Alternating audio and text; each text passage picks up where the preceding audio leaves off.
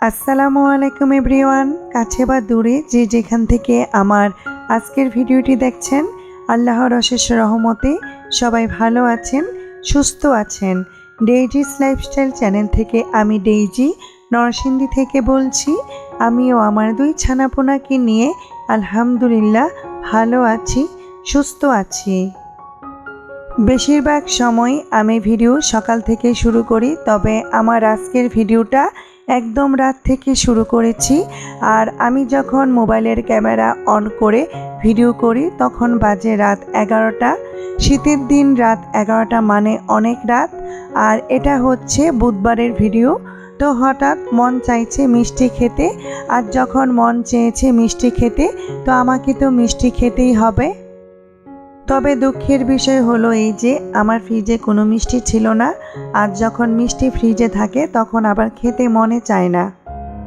তো শীতের দিনে দেখা গেছে সবাই পুলি পিঠা বানানো নিয়ে ব্যস্ত, কিন্তু আমি একদমই পিঠা বানাতে পারি না। তবে যেটা পারি সেটা হচ্ছে খেজুরের গুড় আর নারকেল দিয়ে ক্ষীর বা পায়েস রান্না করতে। তো এখানে আমি আমার প্রয়োজন মতো কিছু পোলাও চাল দিয়ে ক্ষীর রান্না করে নিয়েছি খেজুরের গুড় আর নারকেল দিয়ে। তবে আমি যে খেজুরের গুড় দিয়ে ক্ষীর রান্না করে নিয়েছি সেটা ছিল গত বছরের গুড়।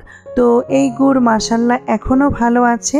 তো একদিক থেকে আমি ক্ষীর বানিয়ে নিয়েছি, আর আরেক দিক থেকে আমি ইঁদুরের মতো কামড়ে কামড়ে গুড় খেয়ে নিচ্ছিলাম।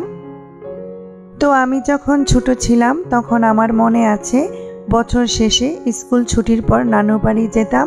আর তখন দেখা গেছে এই শীতের দিনে নতুন চাল খেজুরের গুড় দিয়ে মসজিদে একটা ক্ষীর রান্না করা হতো, আর এটা খেতে কি যে মজা হতো। আর দেখা গেছে এলাকার সবার বাড়ি বাড়ি থেকে চাল তুলে এই ক্ষীর রান্না করা হতো, আর এটাকে বলা হতো সিন্নি। তো যাই হোক, এখন ক্ষীর যতই মজা করে রান্না করি না কেন ছোটোবেলার সেই স্বাদটুকু আর পাই না। দেখা গেছে বয়সের সাথে সাথে সময়ের সাথে সাথে মুখের স্বাদটাও চলে গেছে। তো যাই হোক, যারা এই মুহূর্ত থেকে আমার আজকের ভিডিওটি দেখছেন তারা প্লিজ একটি লাইক দিয়ে আমার পুরো ভিডিওটি কন্টিনিউ করবেন। আর এখনও যারা আমার চ্যানেলটি সাবস্ক্রাইব করেননি, চাইলে আমার চ্যানেলটি সাবস্ক্রাইব করে পাশে থাকার বেল আইকনটি ক্লিক করে আমার চ্যানেলের পাশে থেকে যেতে পারেন। তো এইদিকে ক্ষীর রান্না করে নিয়েছি, আর এটা হচ্ছে পরদিন সকালের ভিডিও। তো পরদিন সকালে এই ক্ষীর আর মুড়ি দিয়ে আমি আর আপনাদের ভাইয়া অফ ক্যামেরায় সকালের নাস্তাটা সেরে নিয়েছিলাম। আর এই ফুল গাছগুলো অনেক দিন হয়ে গিয়েছিল, যেটা আর টবে লাগাতে পারিনি। তো আপনাদের ভাইয়া ফুল গাছগুলো টবে লাগিয়ে তারপর সব গাছগুলোতে পানি দিয়ে নিয়েছে। তো আমার আর আমার মেয়ের কাছে ফুল গাছ অনেক পছন্দ, কিন্তু দেখা গেছে ওইভাবে যত্ন নিতে পারি না বলে তাই নতুন করে কোনো গাছ কিনা হয় না। আর এই যে দেখেন আমার বারান্দাটা একদম রঙিন হয়ে গেছে। তো এইদিকে মেয়ে কোচিংয়ে যাবে, তো সে কোচিং সেরে তারপর সেখান থেকে স্কুলে যাবে। তো মেয়েকে বিদায় দিয়ে তারপর সংসারের বাকি কাজগুলো করে নিয়েছি। তো আমি কিছু কাপড় ভিজিয়ে রেখেছিলাম, এগুলো আমি অফ ক্যামেরায় ধুয়ে তারপর ছাদে দিয়েছি। তার সাথে সব রুমের বিছানাপত্র গুছিয়ে ড্রয়িং ডাইনিং রুমটা অফ ক্যামেরায় গুছিয়ে নিয়েছি। দেখা গেছে আমার কোনো হেল্পিং হ্যান্ড নেই, তো হেল্পিং হ্যান্ড ছাড়াই আমি আমার সংসারটাকে একা হাতে সাজিয়ে গুছিয়ে রাখতে চেষ্টা করি। তো একটু কষ্ট হয়, তারপরও দেখা গেছে হেল্পিং হ্যান্ড নিয়ে আলাদা করে কোনো প্যারা নেই। তো যখন হেল্পিং হ্যান্ড ছিল তখন একটা টেনশন কাজ করতো, সে আজকে আসবে নাকি আসবে না।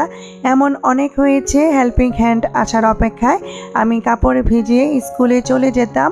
পরে স্কুল থেকে এসে দেখি হেল্পিং হ্যান্ড আর আসেনি, তো ওই কাপড়গুলো দেখা গেছে আমাকেই ধুতে হতো।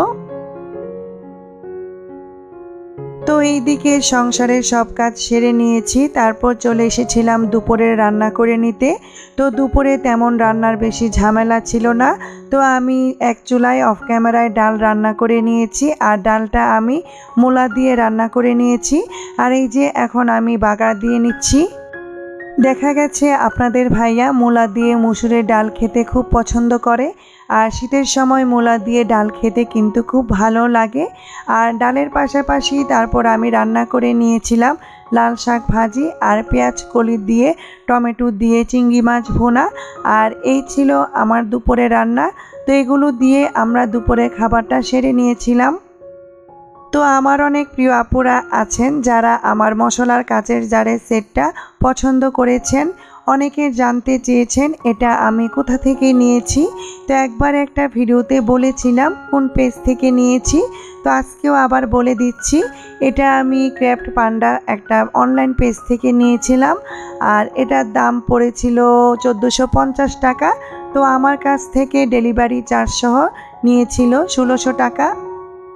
তো অনেকে আমার ভিডিও দেখেন, কমেন্টস করেন, আমার ভিডিও আপনাদের কাছে ভালো লাগে, কিন্তু সেই কমেন্টস ভালো লাগা অনুযায়ী আমার ভিডিওতে তেমন ভিউয়ার্স ওয়াচ টাইম হচ্ছে না।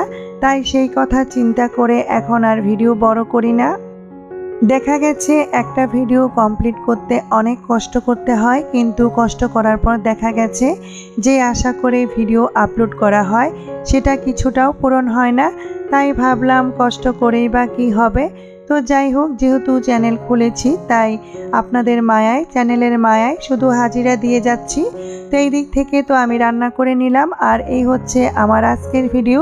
তো আমার আজকের ভিডিও আপনাদের কাছে কেমন লেগেছে অবশ্যই কমেন্টস করে জানাবেন।